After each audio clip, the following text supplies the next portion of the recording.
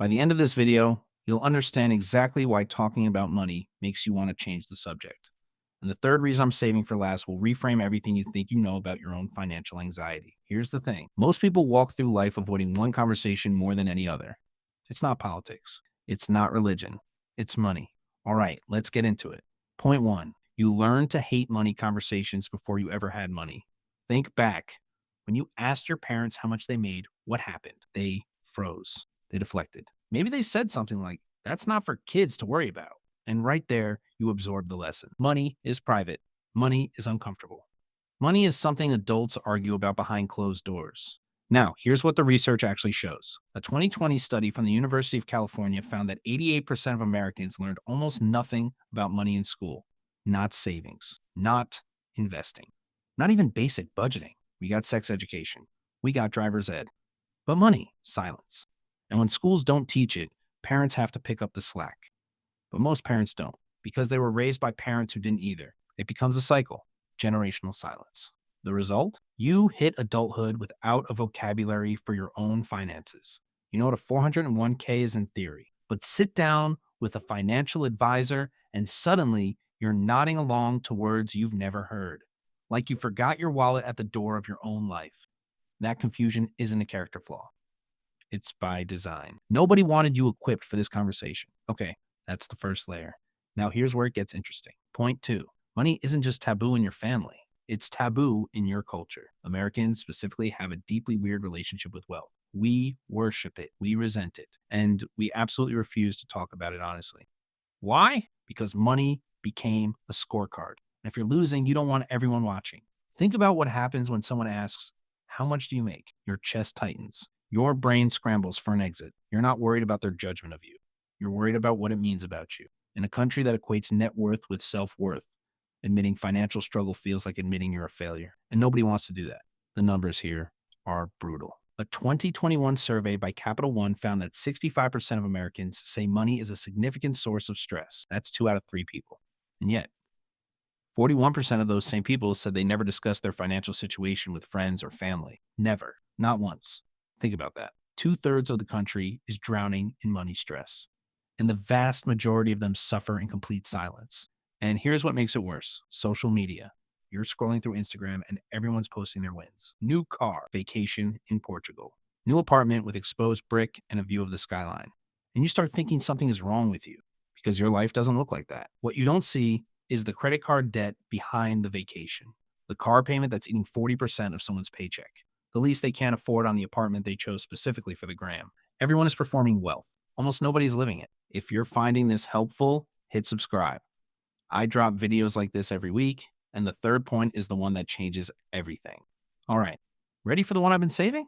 Point three. This is the reason nobody talks about money. And once you understand it, everything else clicks into place. Are you ready? Talking about money exposes power. Full stop. Money isn't just numbers on a screen. It's a representation of who has leverage and who doesn't. When you reveal what you make, you're giving people data about your power. When you reveal what you have saved, you're showing them your security or your vulnerability. And humans are hardwired to protect vulnerability. Here's a specific example. 2 friends, Alex and Jordan. Alex makes $85,000 a year. Jordan makes $145,000. They both work hard. They both went to college. But Jordan has more leverage, more options, more cushion, more power in negotiations. Now, if Alex knows what Jordan makes, Alex has to sit with that. That knowledge changes things. Maybe Alex starts feeling resentment. Maybe Jordan feels guilty. Maybe they both feel awkward in ways that are hard to name, so people don't share. Because keeping quiet is easier than managing all that emotional weight. Now, here's the part that will reframe this for you. You don't have to share everything. You don't owe anyone your bank statement, but you do need to know your own numbers. And you need to talk to at least one person, a partner, a mentor, a financial planner, about money, honestly, because silence is expensive. Here's the data. The 2023 study from the Financial Industry Regulatory Authority tracked over 2,000 American households for 5 years. They found that families who had at least one honest conversation about finances each month accumulated 26% more wealth than families who didn't. 26%. Just from talking, not from making more money, not from getting a better job, from talking. Let that sit for a second. And here's another one.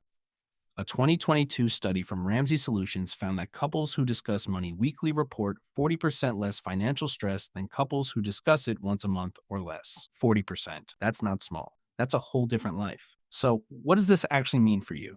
It means the discomfort isn't irrational. You're carrying real weight. But it also means the way out isn't avoiding the conversation, it's learning to have it carefully, strategically, with people who earn your trust. Here's a simple starting point: know your number, not what you wish you made, not what you think you should make, your actual number. What comes in, what goes out, what you have saved. That's it. Just one number. Start there. Then find one person.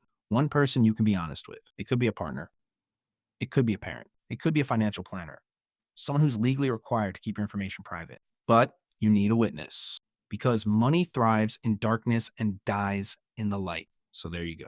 3 reasons you avoid money conversations. You were never taught how to have them. Your culture treats wealth like a moral scorecard, and silence feels safer than the vulnerability that comes with truth. But here's what I want you to remember: the discomfort is real, but so is the cost of staying silent. And studies show that one honest conversation a month could put 26% more in your pocket over 5 years. One conversation. That's the entire leverage. If this video made something click for you, share it with someone who's been dodging the money talk, and subscribe. I've got a whole series on understanding your finances coming up next. This stuff matters, and now you have the words to start.